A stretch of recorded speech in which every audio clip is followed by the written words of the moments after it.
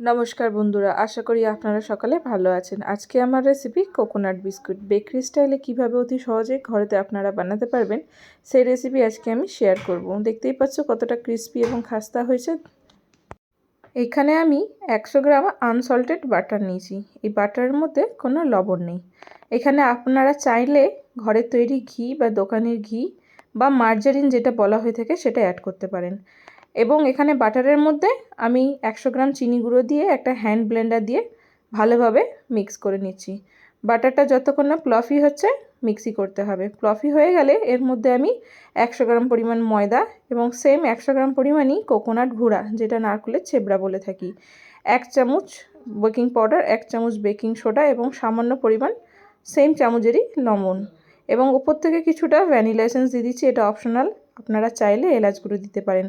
হাতের সাহায্যে আলতা দড়ভাবে মেখে নেব। আটা মাখার মতন মাখলে কিন্তু বিস্কিটটা খাস্তা হবে না। ঠিক এইভাবে হালকা মেখে একটা ডো তৈরি করে নিলে ছোট ছোট ওপর থেকে লেচি কেটে নেব। বাটারটা ঠিক এরকমই দরকার। ওপর থেকে ছোট ছোট লেচি কেটে বিস্কিটের আকারে শেপ দিয়ে নেব হালকা চ্যাপ্টা করে। আপনারা চাইলে একভাবে বেলে গোল গোল কোনো ঢাকনা দিয়ে কেটে নিতে পারেন।